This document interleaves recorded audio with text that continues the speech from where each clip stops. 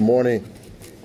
Uh, as, as you know, the GEO Group has acquired Delaney Hall and has been attempting to turn it into a detention center fueled by ICE. We've had the position since they attempted to do this that they had to, in fact, follow the city's laws and policies, the state's laws and policies as well, that they have to apply for certificate of occupancy, that they had to allow us in to get inspections. They refused to do that at one point, and we were in court and still in court, as a matter of fact.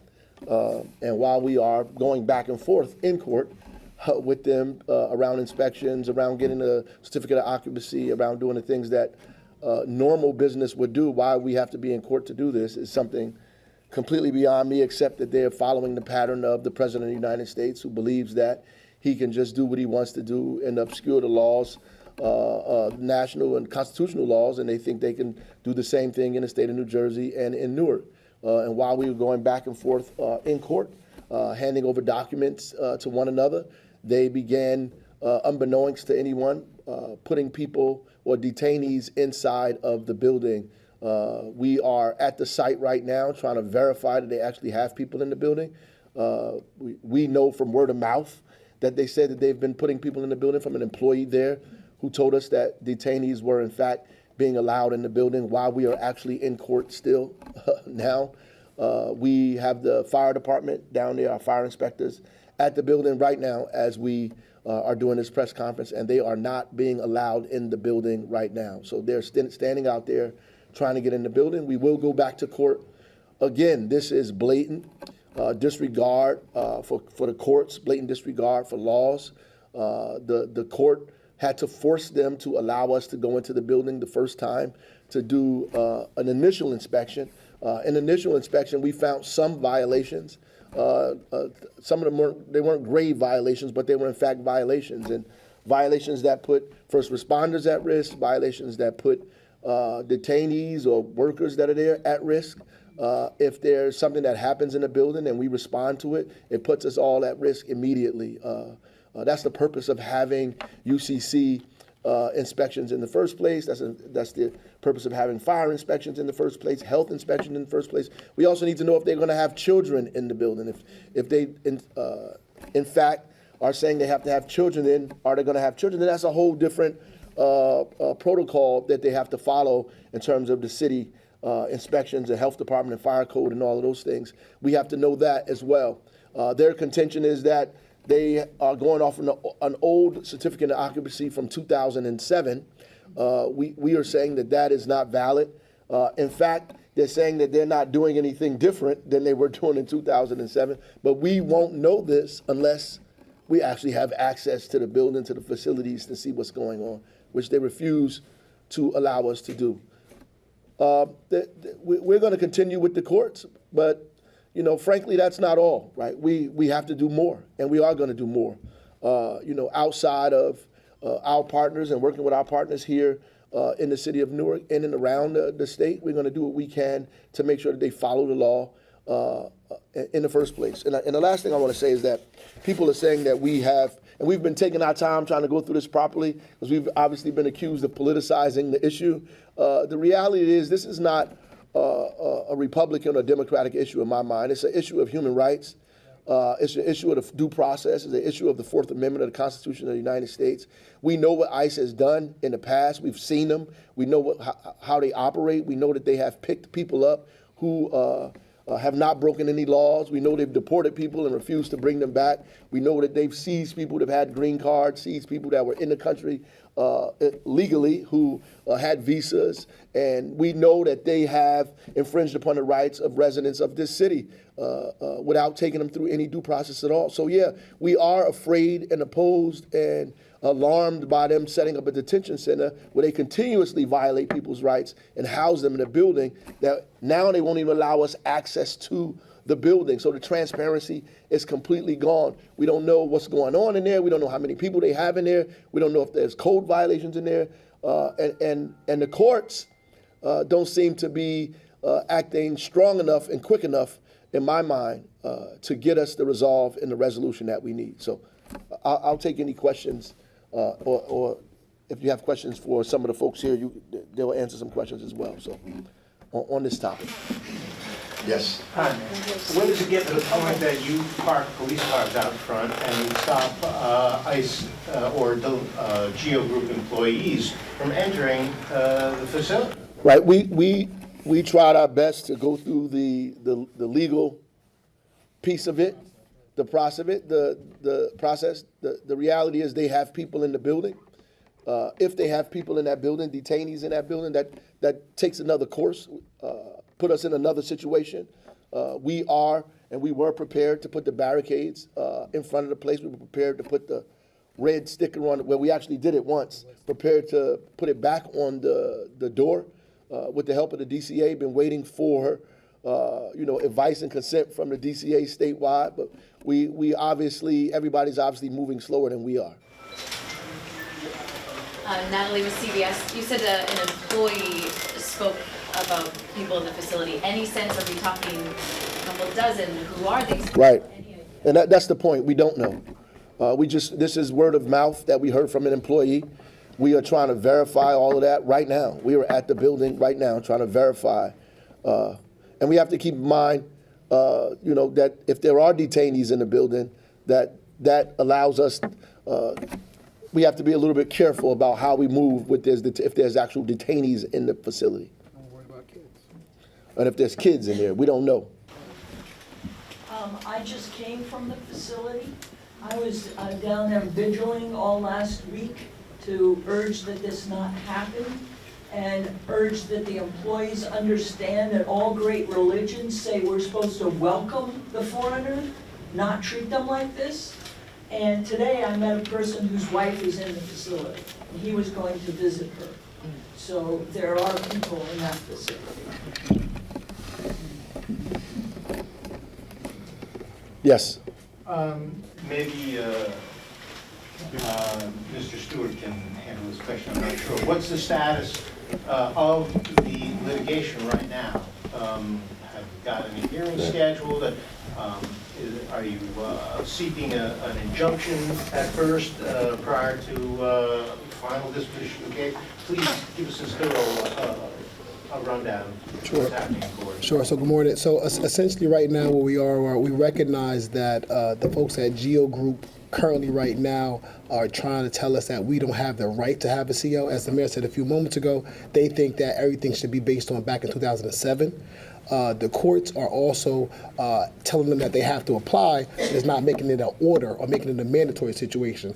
Recognizing that we just learned the information about the possibility of there being people in the building, that then triggers a number of things because our health department have to make sure that the kitchens are sanitized. Of course, some of the violations that they had include failure to have emergency doors and things of that nature. And of course, some of the issues that came up spoke to the laundry rooms and things of that nature, and the possibility of gas being in that room. So we cannot be in a space where we have young people, possibly kids, in that location. So as a result, we're going to file in court again so that we can get in the building to know what's going on. Because as the mayor said a few moments ago, we wouldn't know all the information without getting inside. So in short, we are going to file an injunction and try to get them to reverse what's happening in the property. We're going to do that going forward. So we are in the court right now. There was never a final disposition on this, so we were in the middle of a court proceeding, and they proceeded to do this. GEO Group took it upon themselves to do whatever they wanted to do outside of the municipal laws and the state laws. Just to be clear, is ICE a defendant in your The GEO Group tried to bring them into the case, but they have said that this is the GEO Group's problem, that there is the responsibility. So they're basically trying to absolve themselves of any culpability of what's happening here. And can you just talk about the feeling right now in the community, fear, anger about this? Are families concerned about sending their kids to school? Yeah, I mean, obviously, I can't speak for every person in the city, but I do know that this creates fear. It did in the past, and it will now. Obviously, that this thing is operating and moving forward is a problem, right? We are going to go out there today, tomorrow, as much as we possibly can to do what we can to make sure we reverse what's going on right now. So whatever form that takes, it takes. But ultimately, we're going to do what's necessary to make sure that the laws of this city are followed. And are you taking any steps to ensure that the detention center doesn't negatively impact the surrounding community, especially the Ironbound? Yes, I mean, we're going to do what we normally do in the city. We follow the guidelines of the Attorney General here in the state of New Jersey. Newark is a sanctuary city, so obviously we do what we can do. Our police, our institutions, our folks, our health department, the city government is going to do what we can to stand with and protect immigrants in our neighborhoods, in our community. We're going to do that. We can't speak for the federal government or what ICE is going to do. We can only respond to the things that they do that we think are unlawful. Mayor, you talked about being accused of politicizing this situation. Obviously, you're running for governor. The primary is less than 2 months away. Can you say, has it been any of your Democratic primary opponents who've accused you of politicizing? No, I don't really want to get into all of that, man. I mean, honestly, I think the reality is, it is what it is. This thing would have happened whether it was a gubernatorial race or not. These people are dangerous people. They don't care about this. What they're doing is, they're the ones who politicized immigration in the United States. They've politicized it. They criminalized people. They've created division. They've kidnapped people off of the street. They've detained folks who are lawful residents of this country. They've deported people who had student visas, who had green cards. These people are dangerous. Dangerous to our community, dangerous to democracy as a whole, dangerous to the Constitution of the United States, and everybody should be as alarmed as we are up here, and folks in our community. They should be just as scared. If due process can be taken away from one American, it can be taken away from any American, and that really should be why we are up in arms here.